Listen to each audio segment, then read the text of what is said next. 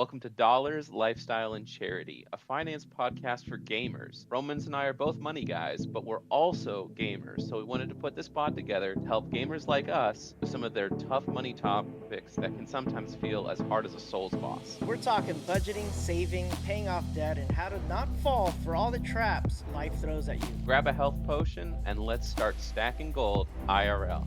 This is DLC, a finance podcast for gamers.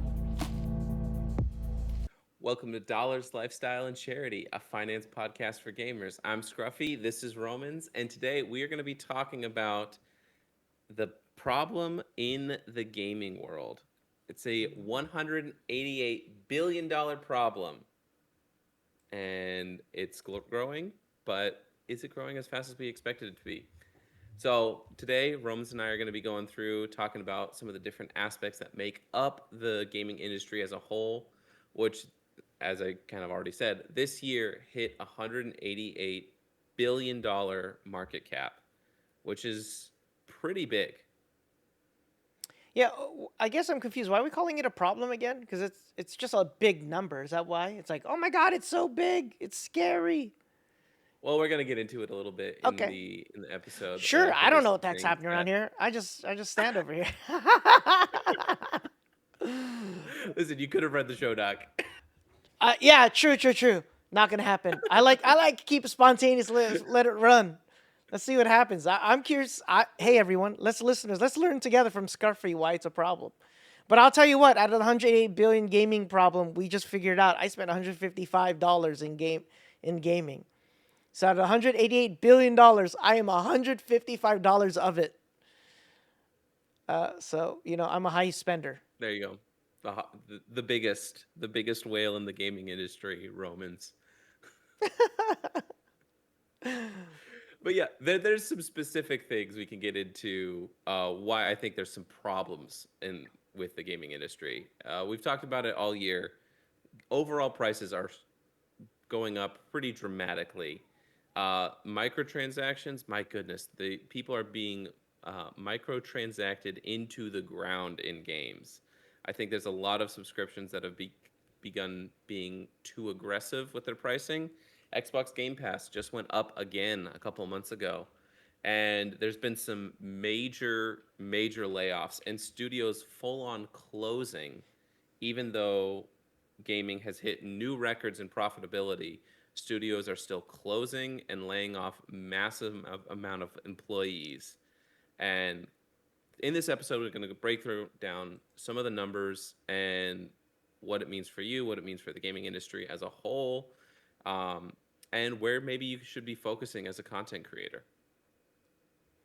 Well, I am definitely a fan of everything except for prices going up and microtransactions and subscriptions being aggressive and the fact that there have been a massive amount of layoffs. But other than that, I love everything else about gaming. This has been a great year in gaming outside of everything you just said. So, yeah.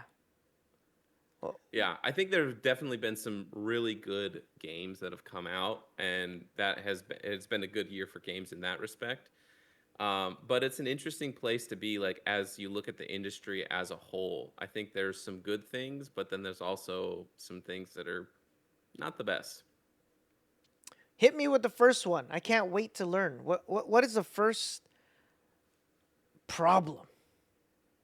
Well, it's not necessarily a problem. I just kind of wanted to go through first. I wanted to go through kind of some of the numbers where most of this 188 billion breaks down. So gaming as a whole, it grew 3.4% overall from last year. It's grown to about $88.8 billion, $188.8 billion dollars. And what do you think, if you're not looking at the doc, what do you think is the biggest portion of gaming? Do you think it's mobile, console, or PC? Oh, it has to be mobile if we're talking globally. So absolutely, globally, mobile is by far the biggest. My numbers just went away, but it's by far the biggest. But interestingly enough, has been the slowest growing area in the global games market. The Hmm. fastest growing has actually been console gaming, which is really interesting considering how poorly Xbox has been doing with their console announcements and stuff like that. I think it's also interesting. PC growth has been steady, close to that kind of 3%, whereas the consoles have been growing at about 6 to 8% market share this year. So there's still a lot of console gamers, which is really interesting. I wonder to see how that's going to change with the release of the Steam machine next year. Yeah, the GameCube. I'm looking forward to the GameCube doing great things. Especially if it has 17 LED lights as promised. If it has a point below $1,000, I think it's gonna do real well. Above a Yeah, thousand, I just I think you're competing against PCs. So yeah, it's interesting because they said they're going to be pricing it like a gaming PC. Then you look at all the components, and if you built the exact same thing as a PC, it would probably be about $900. hmm. So my hope is that it's going to be closer to that $700, $800 range. And if they can do that, I think that's a pretty big competitive price. Um, if it's over that, then that's going to be interesting. Will the GameCube come with a controller? I'm assuming no. It does come with a controller, It yes. does. It comes with the Steam controller, It yeah. comes with a controller and below 1,000. That's a steal of a deal. If so, I can count on at least buying one. For research purposes. But Yeah. your other comment about mobile being the slowest growth. I don't know if that's by percentage because a lot of the world has mobile It's by phones. percentage.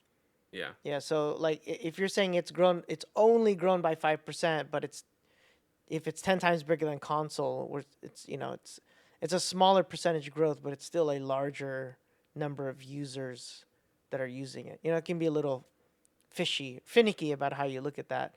But at the end of the day, Yeah. 3.4% growth, when you consider inflation historically is 3%, that also surprised me because that tells me gaming didn't really grow. Yeah. 3% of a billion anything is a lot of money.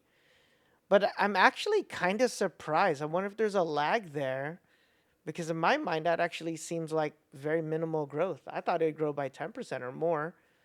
Um, But hey, maybe that's good news. Maybe we finally hit the limit of buyers. Maybe the supply and demand has finally hit that limit Yeah. that I was hoping for. Maybe buyers are finally getting smarter, being more methodical, and are not doing the mobile gaming nonsense or other shenanigans. I'm curious Yeah, for the it's data to come actually through.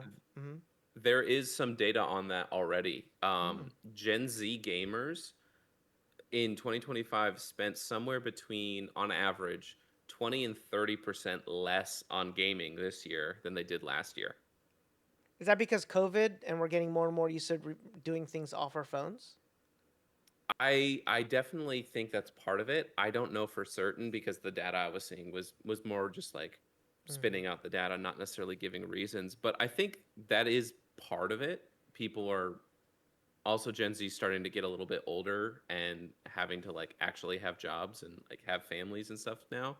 So that's definitely part of it. Um, but I think part of it also might be because people are sick and tired of all the live service crap that's been shoved down our throats for the last couple of years. Like when COVID hit and you had these major live service boom, when whether it be Fortnite exploding, Warzone exploding, Apex Legends absolutely blowing up. You had a lot of these live service games that were good and really kind of dominated the market for a while. And people were playing it. I honestly I cannot tell you the last time I've played a battle royale game. I don't know. Hmm.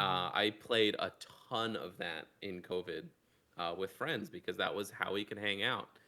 Um, I still play, like, I still game online with friends, but not nearly to the same extent I used to. In fact, you know, we've talked about this before. Like, I don't have a ton of time for gaming. And if I'm going to buy a game, they really have to sell me on something that I don't already have or don't already can't already do through a different game. So I think that's part of it.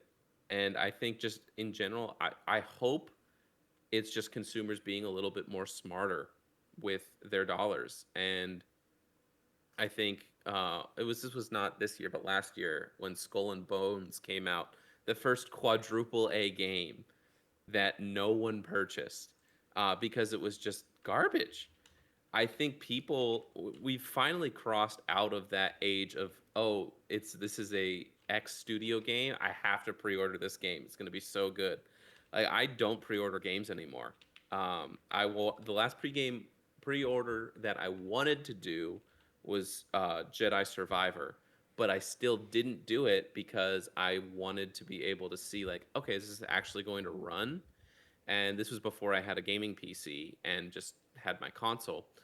And when it came out, everyone had problems with optimization. It was so incredibly poorly optimized that even console, like I had an Xbox Series X, and people were having issues running just the console version and not having it crash. Um, People are pushing out buggy games now. I think a lot of studios have lost trust with their consumer, and it's more of a, instead of I'll buy it and then work my way through the bugs, it's prove it to me and then I'll buy the game. They Skull and Bones was 700-ish million dollars to make. Gosh. And I'm reading here it made around 2 million. Wait, 100 million? I'm speed reading. Yeah, but they spent Okay, somewhere around 100 700 million. million to make that for a game. And yeah, they think it made somewhere around 2 million. Can you imagine spending $700 million over a decade? It took them 10 years to make that game and only made 2 million. And I think what it reminds me of, I think that it goes back to why growth has been so bad this year. We have been, the last probably 4 or 5 months, we've been tasting some really good games, but this Hmm. whole year has been a lot of bad games. There's just been a really, at the end of 2024, there's a lot of bad games. You know, the day after, what was that game called? The day after, the scam after. That Oh, I game don't that know. that game released at the end of 2024, and we have been a glut of bad video games. Not just for the ideology, which we'll skip. That was just nonsensical. Instead of a good game, you're trying to push some agenda. That clearly doesn't sell games because who knew gamers want to play video games? They don't want to buy messages, right? Like Yeah. it's so obvious. Like same thing with movies. People don't want to watch. People don't want to spend money to be told what to believe. They want to be sold a story that they want to watch and see something entertaining. You know, it's like so. And I think gaming. I just remembered that's why I think even though 180 billion is a big number, right? Music and movies is 100 is a, only a, is under 100 billion. Movies and music are under 100 billion. Gaming is 188 billion, so two times bigger. And we're over here complaining it didn't grow that much. But that's only because a lot of folks went real too hard. And in the post-COVID crash, people forgot. People really were expecting us to be locked in our homes forever. Thankfully, we wised up and started going outside again. And I think that's the Hmm. other. We are definitely in a post-COVID gaming economy. The way gaming was before the government locked us all away for, depending on what state you're in, for a very long time. Yeah, you're right. So I think this is really normalization, which is why the layoffs occurred, right? A lot of companies were hiring for a continued COVID era, and we're creating entertainment for us locked away in our homes. I think 2025 is a true up year where we're remembering how to live our lives outside, touching the grass, breathing fresh air. Hmm. But that tells me though 2026 is probably going to be a good year because I feel like 2025 is the last of that kind of stuff, and 2026 will be a true reflection outside of any world wars or any other. Every year seems to have their thing. It could be a natural Yeah. disaster, whatever. But assuming it's a quiet 2026, uh, and at the way games are being made by the indie scene, man, so proud of the indie scene lately. Oh my goodness. Yeah. 2026, I hope is a great year because 2025 is closing strong, and Hmm. GTA, if it actually comes out next year and actually is a good game, uh, 2026 could be the biggest year in gaming. So if you're into stocks or anything, Yeah. it might be a great time to buy video game stock now. especially if you believe that GTA 6 might actually come out next year, which If GTA comes out and it's not the best game to ever be made, that is a problem. Like at this point, for how long they've been developing it, that's going to be a problem. for the non-gamers out there, GTA is just cops and robbers, right? You got those who rob a Yeah. bank, those who stop the bank from being robbed.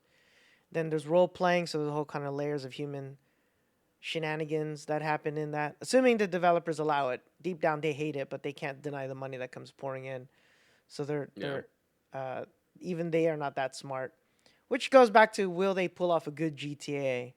Will the next one be good? So Yeah. yeah. I think this kind of goes into something I've been seeing beyond just the video game industry, just in like entertainment as a whole. I think things have gotten so expensive to produce. Like unless you're making an indie game, AAA games have become so incredibly expensive to produce. Studios aren't rewarded for taking risks anymore. Like you used to have major studios that would take a risk on a game, and or if you want to talk about movies, like major movie studios that would take a risk on movies that are absolutely terrible, but they tried something new and they're like, oh, well, that didn't work, but we learned something from it. Game, like you said, Skull and Bones cost $700 million to make and 10 years to actually finish. And it tried something and it failed epically. You think Activision is ever going to spend 10 years trying to do something completely original ever again? I highly doubt it because they made $2 million off a 10-year project.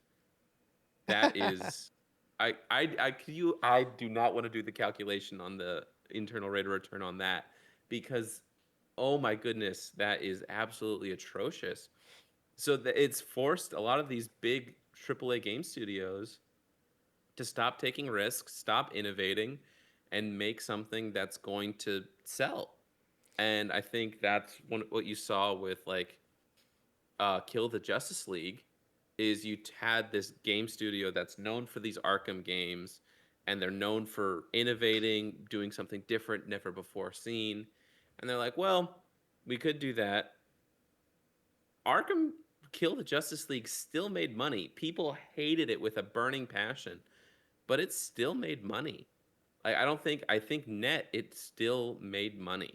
I can't don't remember what the actual numbers are, but studios it's just not worth it anymore to take risks, and the studios taking risks that are being rewarded for it are indie. You have the studios that are making smaller games that don't have to be as polished, taking risks and paying off big time. And I think this kind of goes back to what Romans and I have kind of been saying all year is indies are the new meta for the gaming industry. Like that's not necessarily where a lot of the money's going to come from, or maybe it will be. I think if things keep going like we are, AAA studios aren't going to be the premier gaming studios anymore. I think it's going to be studios like Team Cherry, like Larian, like um, whoever makes Expedition 33. Um, some of these smaller studios that make really, really good games being the ones that are going to be pushing the boundary and actually making innovation and progress for games. Yeah, I think the old rule is 200 million in 6 to 8 years to make a AAA game. I just think that these guys went a little overboard in what they're. I honestly believe they're trying to compete with Hollywood. Video game makers just wanted to, and it makes sense, right? What's better than a Tom Cruise movie? A Tom Cruise video game. Instead of him Hmm. jumping out of a plane, how about let me make him jump out of the airplane and control all that action? Like, how cool is that? And with the ability of graphics, I could have it could literally look like Tom Cruise. And knowing he's such a stunt Hmm. crazy guy, they'd probably record him jumping off the thing and mocap it, and he actually did jump off a mountain and did all those things, and they captured it somehow. But then you have games like Hades 2 that was on sale for just under $30, and it's reported cost around $50 million to make, and it sold 2 million copies. So it to it made around $72 million. They're saying, give or take with discounts. So it made just short of $16 million, and it was done in a year, maybe 2 years. I think they took 2 years to make it. So you can, and that was a guaranteed success because Hades won. Yeah, It was a fantastic, and I think they're considered indie still. Supergiant, I think, is considered an I indie think so. Yeah, company. But man, they're making, and that's just Hades 2 just came out. So I think by the time Hades 2 finishes its run, it'll probably make 100 million. So it's gonna make twice the cost it made. So for Skull and Crossbones, if they really spent 700 million, they're hoping that game to make 1.4 billion, and it made only 2 million. So, but yeah, I just think there's a lot of common sense that occurs. I just think these game developers got a little bit too high on their supply. If we build it, they will come. And I think the game hmm developers learn we're not sure. Some of us are morons. Some of us really do spend $100 a month on our mobile game. And some of you might listen to say defend it. You're probably a millionaire and you don't care about $100 on a mobile game. But I will tell you that's ridiculous. No game yeah, is worth $100 every month, especially a mobile game. Like there's no way you're getting value for value. You're perpetuating an unhealthy spending habit, which trickles down to these guys. So those guys are like, well, hey, if they're spending, $100 a month on that game, clearly they'll spend 100 months on our Skull and Bones game. And the answer, no, we won't. The mobile gamers, they're a bunch of goofballs, but real yeah, gamers and soon to be intelligent mobile gamers, who I think that's kind of what they're learning, is we're not going to fall for these tricks forever. Eventually, once we hit bankruptcy, we'll learn, or hopefully we'll mature after we've spent 10, 20, 30 grand, and we'll wise up and stop falling for these shenanigans. And even though not much good happens in places, in governments around the world, including the US, the EU has been doing some great things to protect consumer habits and yeah, destroying these manipulative tactics that companies are doing, and those laws change how it happens here in the U.S. So yeah. usually, I'm not happy with what the EU does on different levels, but when it comes to video games, man, they're doing the right things to protect the people from very poor habits. And gambling, another tangential comment, gambling has really taken over the world. Sports betting, college betting, at least in the U.S. You can bet on Yeah. anything you want in the U.S. right now. So we need we need all the government intervention as we can, because gambling is just, we talk about how bad, maybe you think gaming is bad for you, but gambling is way worse, and gambling is completely unhinged right now. You could probably gamble this very stream, like it's getting that bad that you could bet on anything. Uh, hmm so yeah, This is more of a side comment, but when I went during the latest presidential election, I didn't get any of my news of like who I thought was going to win from any news source. I looked at the betting markets.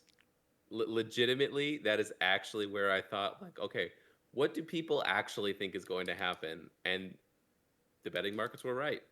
where are they? Yeah, I found out about that all too late. I didn't know you could bet on the president. You could bet on votes. You could literally bet on almost anything, and it'll happen again this next election cycle, or even the ones that Yeah. happen, the midterm ones. When the House and the Senate, they kind of take turns every 2 years. One of them is doing a big shakeup. Oh man, those betting websites. You're right. I should.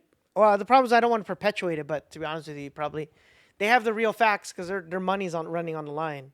Exactly. Like that's why I'm like I don't want to hear whatever news source is on here. That's I'm like, where are people actually putting their money? Yeah. Oh, but it's interesting. Yeah.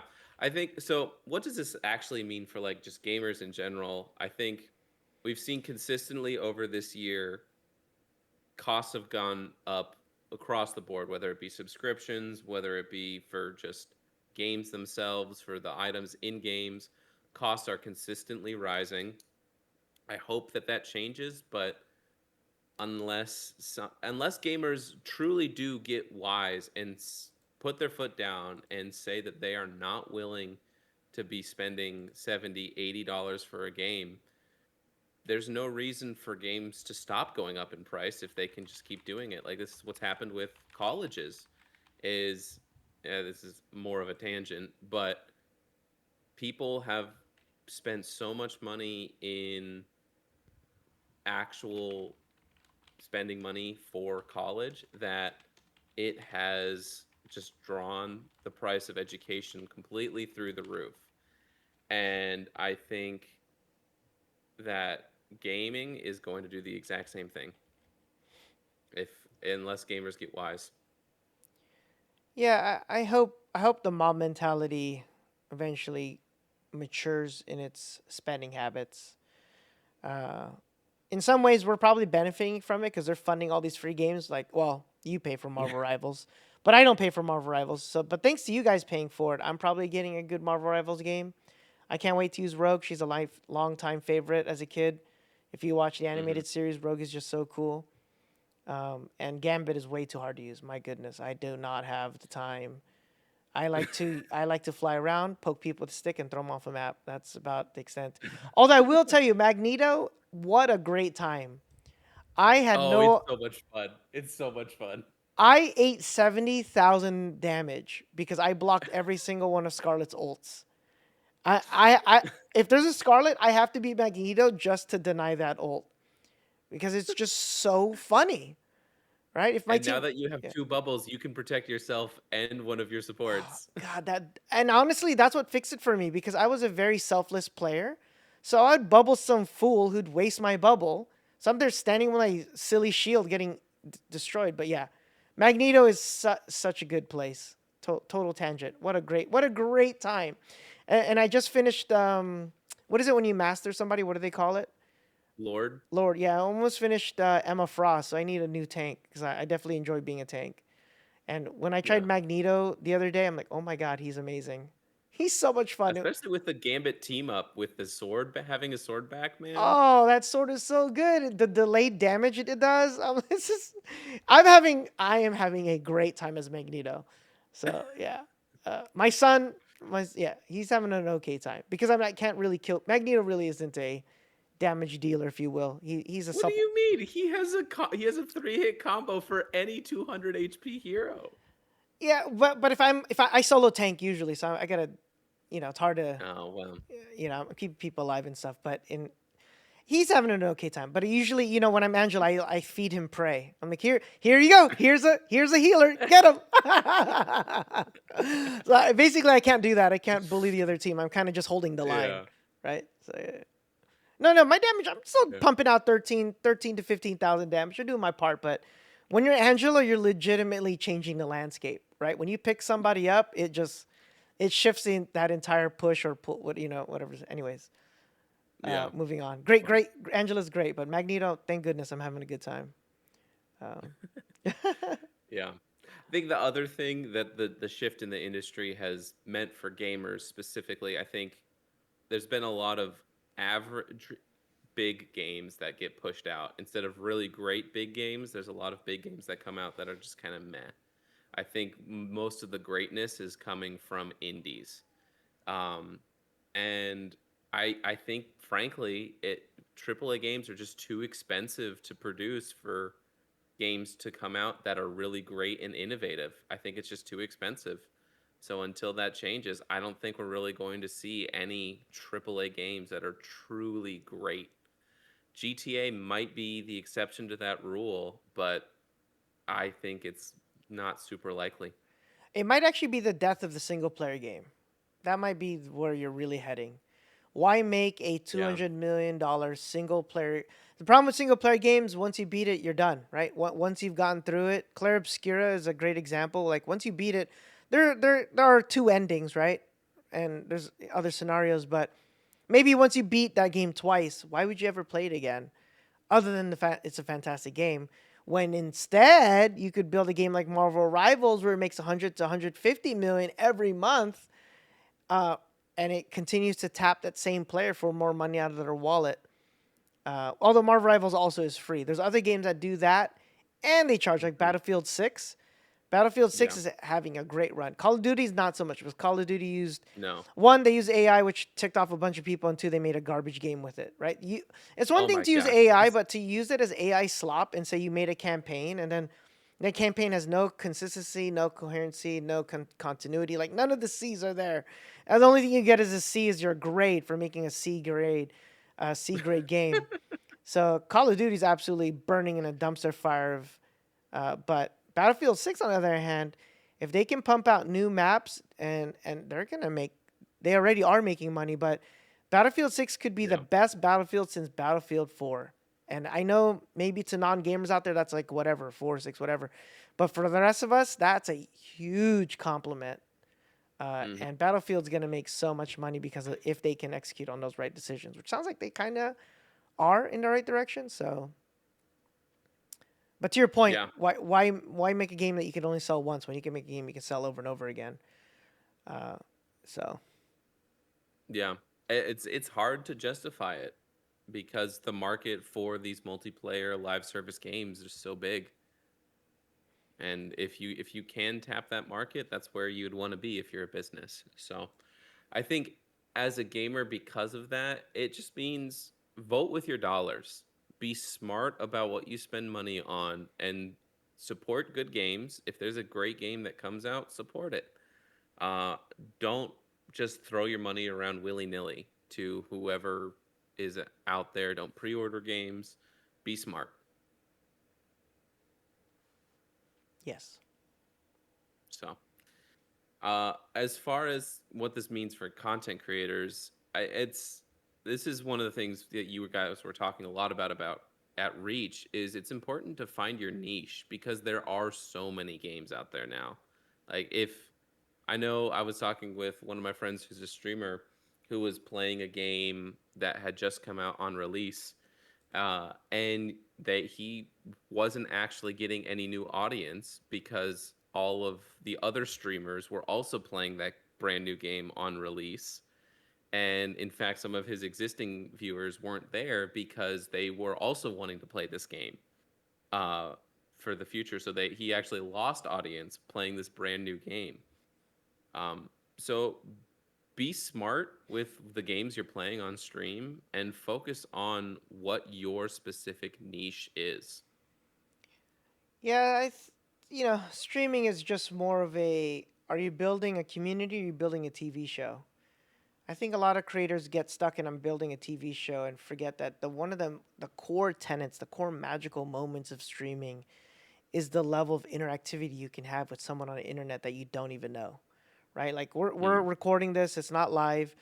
But if it was live, having someone in chat say something counter to us that actually is important and us reacting to that, it not only does it enrich the content where we'd be producing, but that person would feel like they matter.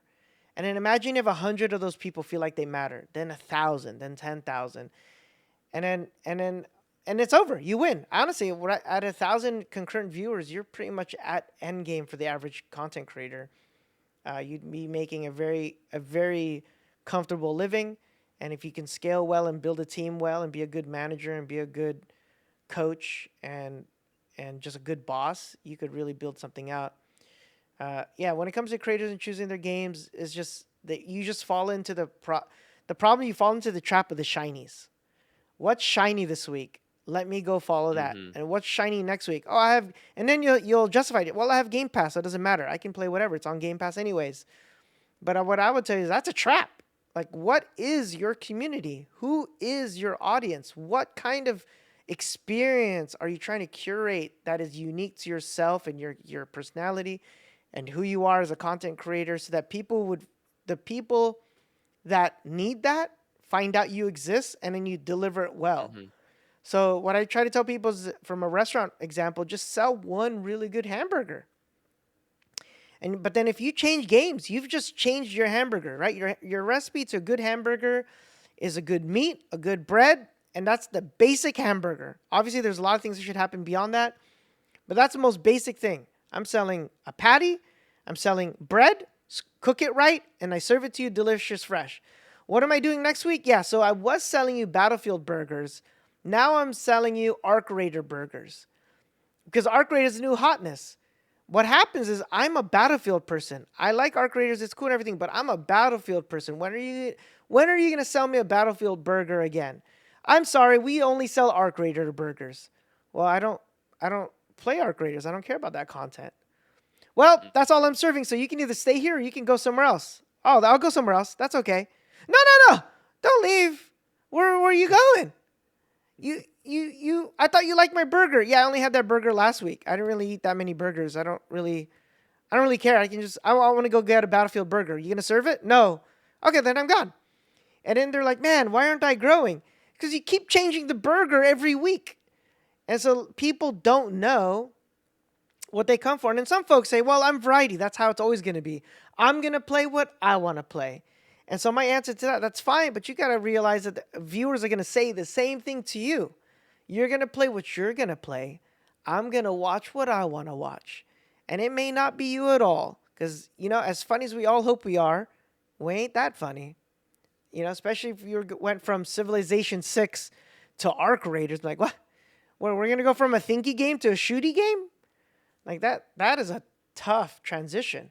And you haven't built that relational equity. If you're new to this, your community's new, that person's only eaten one Battlefield burger. They haven't been eating months, right? It's different. I've been eating your Battlefield burger for 6 months. I've had it with lettuce. I've had it with tomatoes. I've had it with mustard. Man, I really like the way you serve the burger any way which we serve it. And then you say to them, hey, everything's the same except for the meat. It was, it was a Battlefield burger. Now it's an Arc Raider burger. But all the other parts of the burger are exactly the same that you've been eating. The lettuce is the same. Tomatoes the same. The mustard's the same. And you create that relational equity for them to be like, oh, maybe I'll try it. And then, oh, this burger is good too. And I think that's really my concern for creators. In a world where you could have a Battlefield burger, Hades 2 burger, name the game. Arc Raiders burger, GTA burger next coming online next year. All these great burgers.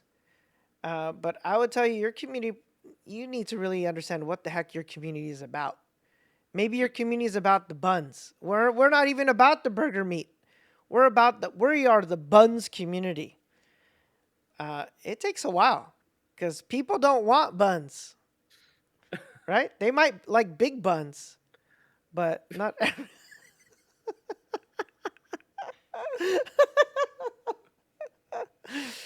Anyways, enough of that. Oh, There you go. So sell them delicious burgers, you content creators out there listening to this. Build communities that know what the heck you're selling before you start selling. Oh, we're not even doing burgers anymore. We're doing milkshakes because we bring the milkshakes that bring all the boys to the yard, right? Because my milkshake's better than yours. And I'm like, oh my god, what are you doing?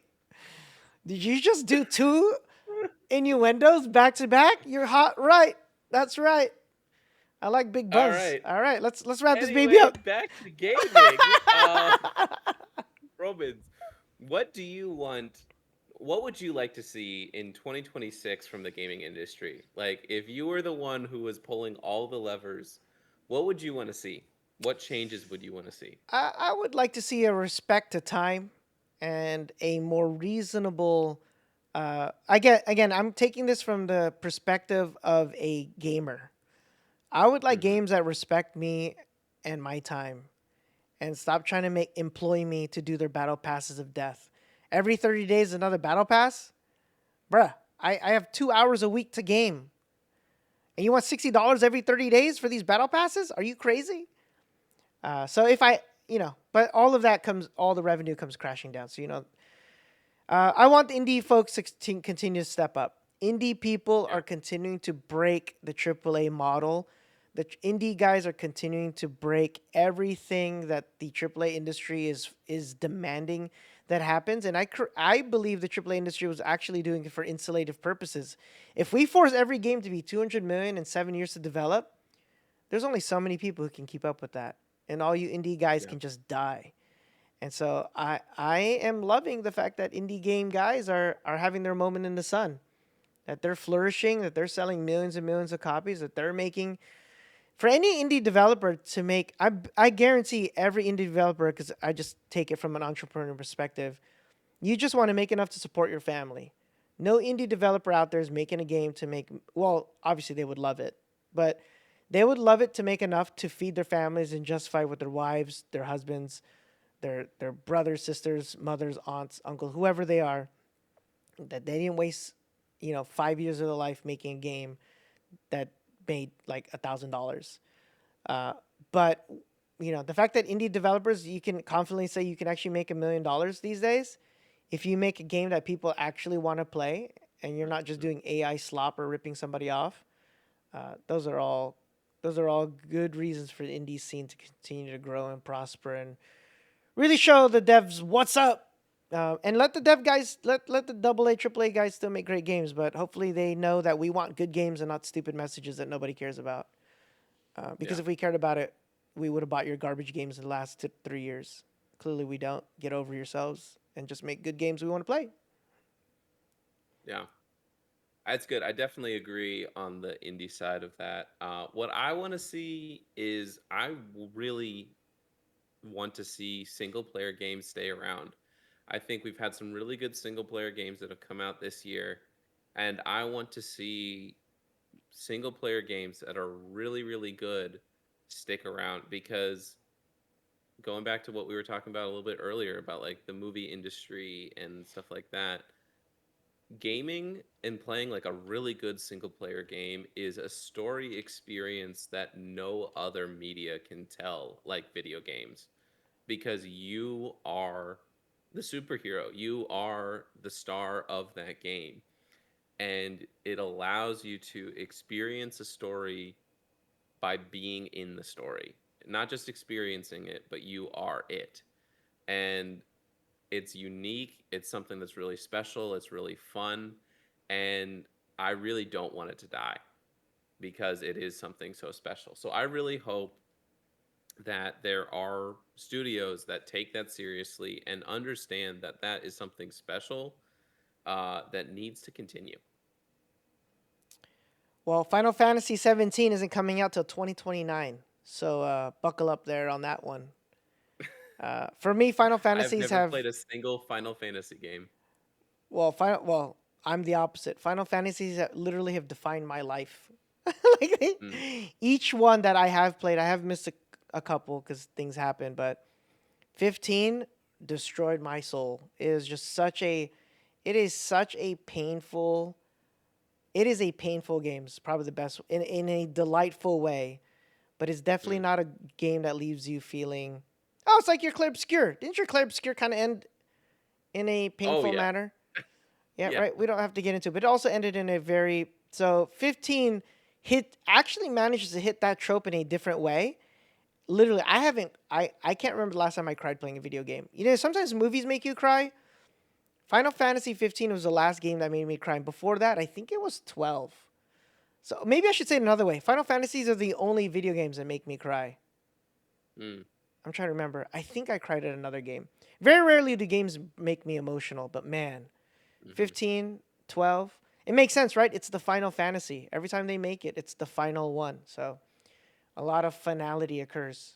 I haven't played any of the sevens though, any of the remakes yet. I'm kind of waiting for them to all be done, and then I'll lock myself away for 4 months in a room and wish my family well. Yeah. We'll see. I mean, everyone who's played them has said they're amazing games, so I'm sure they will be amazing games. So I hope that remains a part of the gaming industry because it's a lot of fun. So love to hear what you guys think, what you think is good about the industry, if you're concerned about some of these same things that we brought up today. But very, very interested to see how gaming continues to evolve because it is changing and it's going to continue changing. So hopefully it makes some positive changes, but we shall see. But until next time, this has been Dollars, Lifestyle, and Charity, a finance podcast for gamers. See ya.